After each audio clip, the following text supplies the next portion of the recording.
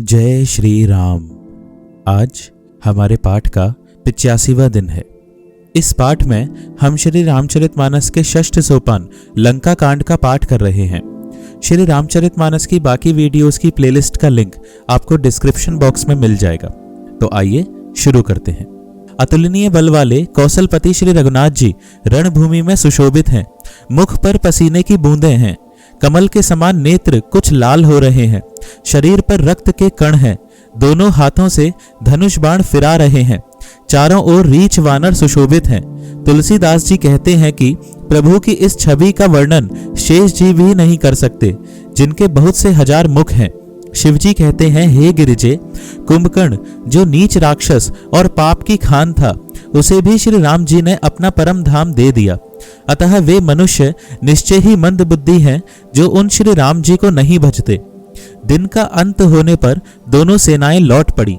आज के युद्ध में योद्धाओं को बड़ी थकावट हुई, परंतु श्री राम जी की कृपा से वानर सेना का बल उसी प्रकार बढ़ गया जैसे घास पाकर अग्नि बहुत बढ़ जाती है। उधर राक्षस दिन रात इस प्रकार घटते जा रहे हैं जिस प्रकार अपने ही मुख से कहने पर पुण्य घट जाते हैं। रावण बहुत विलाप कर रहा है। बार बार भाई कुंभकर्ण का सिर कलेजे से लगाता है। स्त्रियां उसके बड़े भारी तेज और बल को बखान करके हाथों से छाती पीट पीट कर रो रही हैं।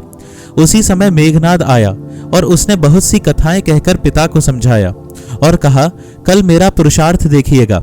अभी बहुत बड़ाई क्या करूं। हे तात, मैंने अपने इष्ट देव से जो बल और रथ पाया था, वह बल और रथ अब तक आपको नहीं दिखलाया था। इस प्रकार डींग मारते हुए सवेरा हो गया। लंका के चारों दरवाजों पर बहुत से वानर आ डटे। इधर काल के समान वीर वानर भालू हैं और उधर अत्यंत रणधीर राक्षस। दोनों ओर के योद्धा अपनी अपनी जय के लिए लड़ रहे हैं। हे गरुण, उनके युद्ध का वर्णन नहीं किया जा सकता। मेघनाद उसी पूर्वोक्त माया में रथ पर चढ़कर आकाश में चला गया और अट्टहास करके गरजा, जिससे वानरों की सेना में भय छा गया। वह शक्ति, शूल, तलवार, कृपाण आदि अस्त्र शस्त्र एवं वज्र आदि बहुत से आयुध चलाने तथा फरसे, परिघ, पत्थर आदि डालने और बहुत से बाणों की वृष्टि करने लगा। आकाश में दसों दिशाओं में बाण छा गए, मानो मघा नक्षत्र के बादलों ने झड़ी लगा दी हो। पकड़ो पकड़ो मारो, ये शब्द कानों से सुनाई पड़ते हैं, पर जो मार रहा है उसे कोई नहीं जान पाता। पर्वत और वृक्षों को लेकर वानर आकाश में दौड़कर जाते हैं, पर उसे देख नहीं पाते। इससे दुखी होकर लौट आते हैं। मेघनाद ने माया के बल से अटपटी घाटियों, रास्तों और पर्वत कंदराओं को बाणों के पिंजरे बना दिए, बाणों से छा दिया। अब कहाँ जाएं? यह सोचकर रास्ता न पाकर वानर व्याकुल हो गए, मानो पर्वत इंद्र की कैद में पड़े हों। मेघनाद ने मारुति, हनुमान, अंगद, नल और नील आदि सभी बलवानों को व्याकुल कर दिया। फिर उसने लक्ष्मण जी, सुग्रीव और विभीषण को बाणों से मारकर उनके शरीरों को छलनी कर दिया। फिर वह श्री रघुनाथ जी से लड़ने लगा। वह जो बाण छोड़ता है वे सांप होकर लगते हैं। जो स्वतंत्र, अनंत, एक अखंड और निर्विकार हैं, वे खर के शत्रु श्री राम जी लीला से नागपाश के वश में हो गए, उससे बंध गए। श्री रामचंद्र जी सदा स्वतंत्र, एक, अद्वितीय भगवान है। वे नट की तरह अनेकों प्रकार के दिखावटी चरित्र करते हैं। रण की शोभा के लिए प्रभु ने अपने को नागपाश में बंधा लिया, किंतु उससे देवताओं को बड़ा भय हुआ। शिवजी कहते हैं, हे गिरिजे, जिनका नाम जपकर मुनि भव जन्म मृत्यु की फांसी को काट डालते हैं, वे सर्वव्यापक और विश्व निवास, विश्व के आधार प्रभु कहीं बंधन में आ सकते हैं? हे भवानी, श्री राम जी की इन सगुण लीलाओं के विषय में बुद्धि और वाणी के बल से तर्क निर्णय नहीं किया जा सकता। ऐसा विचार कर जो तत्वज्ञानी और विरक्त पुरुष हैं, वे सब तर्क शंका छोड़कर श्री राम जी का भजन ही करते हैं। मेघनाद ने सेना को व्याकुल कर दिया। फिर वह प्रकट हो गया और दुर्वचन कहने लगा। इस पर जामवान ने कहा, अरे दुष्ट, खड़ा रह। यह सुनकर उसे बड़ा क्रोध बढ़ा। अरे मूर्ख, मैंने बूढ़ा जानकर तुझको छोड़ दिया था। अरे अधम, अब तू मुझी को ललकारने लगा है। ऐसा कहकर उसने चमकता हुआ त्रिशूल चलाया। जामवान उसी त्रिशूल को हाथ से पकड़कर दौड़ा और उसे मेघनाद की छाती पर दे मारा। वह देवताओं का शत्रु चक्कर खाकर पृथ्वी पर गिर पड़ा।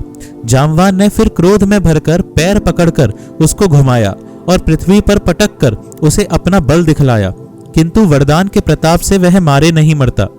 तब जामवान ने उसका पैर पकड़कर उसे लंका पर फेंक दिया। इधर देवर्षि नारद जी ने गरुड़ को भेजा। वे तुरंत ही श्री राम जी के पास आ पहुंचे। पक्षीराज गरुड़ जी सब माया सर्पों के समूहों को पकड़कर खा गए। तब सब वानरों के झुंड माया से रहित होकर हर्षित हुए। पर्वत, वृक्ष, पत्थर और नख धारण किए वानर क्रोधित होकर दौड़े। निशाचर विशेष व्याकुल होकर भाग चले और भाग कर किले पर चढ़ गए। मेघनाद की मूर्छा छूटी। तब पिता को देखकर उसे बड़ी शर्म लगी। मैं अजय अजय होने को यज्ञ करूं, ऐसा मन में निश्चय करके वह तुरंत श्रेष्ठ पर्वत की गुफा में चला गया। यहाँ विभीषण ने यह सलाह विचारी और श्री रामचंद्र जी से कहा, हे अतुलनीय बलवान उदार प्रभु, देवताओं को सताने वाला दुष्ट मायावी मेघनाद अपवित्र यज्ञ कर रहा है। हे प्रभु, यदि वह यज्ञ सिद्ध हो पाएगा तो हे नाथ, फिर मेघनाद जल्दी जीता ना जा सकेगा। यह सुनकर श्री रघुनाथ जी ने बहुत सुख माना और अंगद आदि बहुत से वानरों को बुलाया और कहा, हे भाइयों, सब लोग लक्ष्मण के साथ जाओ और जाकर यज्ञ को विध्वंस करो। हे लक्ष्मण, संग्राम में तुम उसे मारना। देवताओं को भयभीत देखकर मुझे बड़ा दुख है। हे भाई सुनो, उसको ऐसे बल और बुद्धि के उपाय से मारना जिससे निशाचर का नाश हो।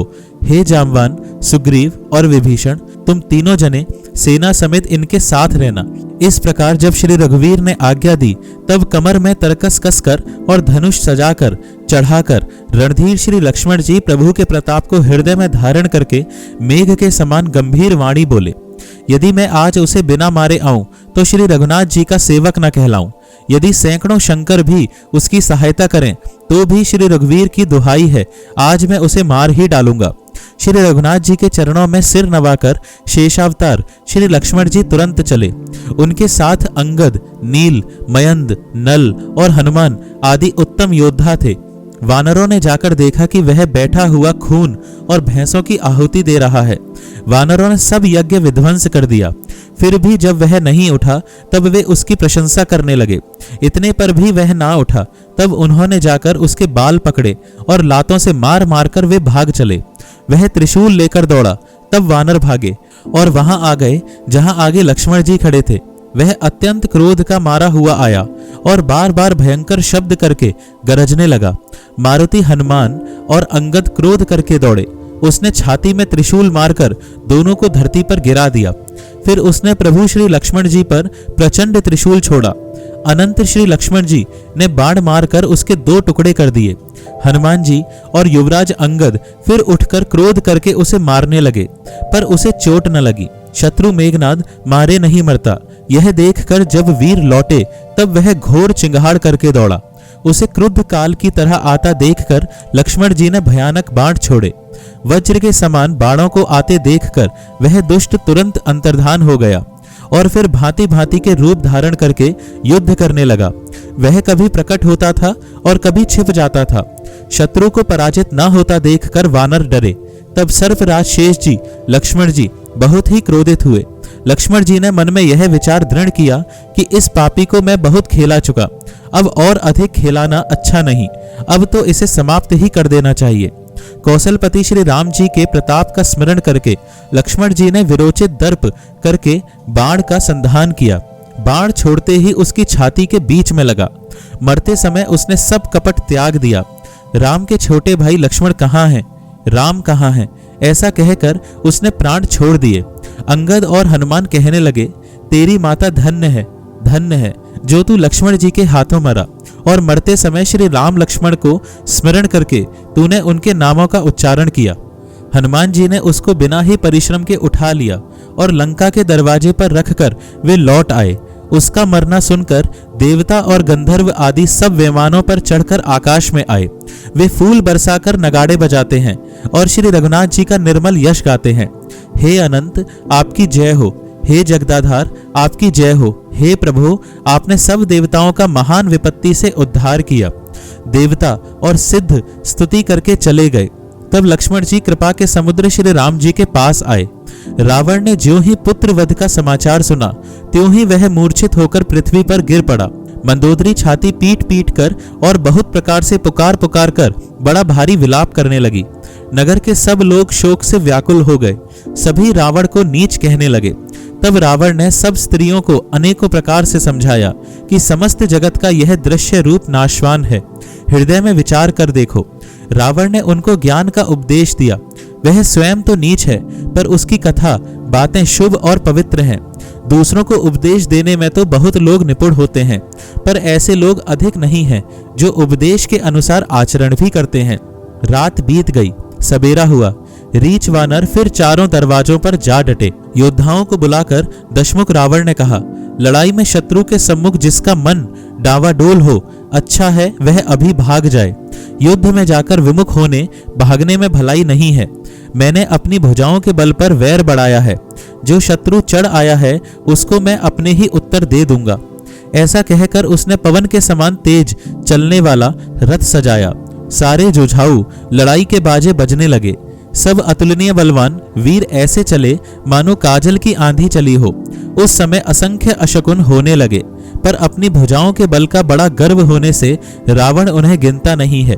अत्यंत गर्व के कारण वह शकुन अशकुन का विचार नहीं करता। हथियार हाथों से गिर रहे हैं, योद्धा रथ से गिर पड़ते हैं, घोड़े हाथी साथ छोड़कर चिंघाड़ते हुए भाग जाते हैं। सियार, गीध, कौए और गधे शब्द कर रहे हैं। बहुत अधिक कुत्ते बोल रहे हैं। उल्लू ऐसे अत्यंत भयानक शब्द कर रहे हैं मानो काल के दूत हों, मृत्यु का संदेशा सुना रहे हों। जो जीवों के द्रोह में रत है, मोह के वश हो रहा है, राम विमुख है और कामासक्त है, उसको क्या कभी स्वप्न में भी संपत्ति, शुभ शकुन और चित्त की शांति हो सकती है? राक्षसों की अपार सेना चली। चतुरंगिणी सेना की बहुत सी टुकड़ियां हैं। अनेकों प्रकार के वाहन, रथ और सवारियां हैं तथा बहुत से रंगों की अनेकों पताकाएं और ध्वजा हैं। मतवाले हाथियों के बहुत से झुंड चले, मानो पवन से प्रेरित हुए वर्षा ऋतु के बादल हों।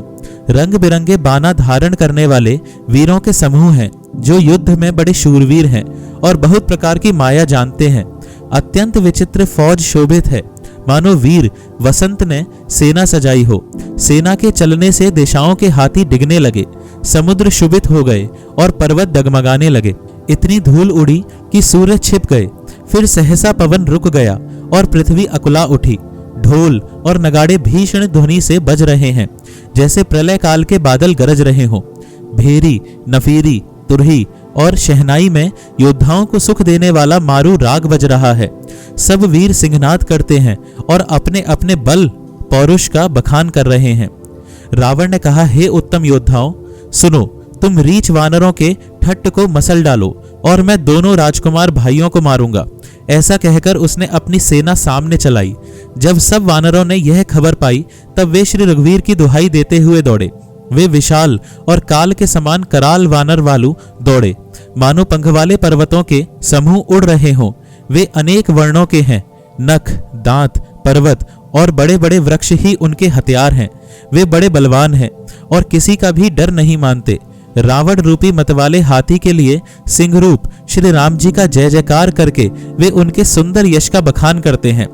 दोनों ओर के योद्धा जय जयकार करके अपनी अपनी जोड़ी जान चुनकर इधर श्री रघुनाथ जी का और उधर रावण का बखान करके परस्पर भिड़ गए।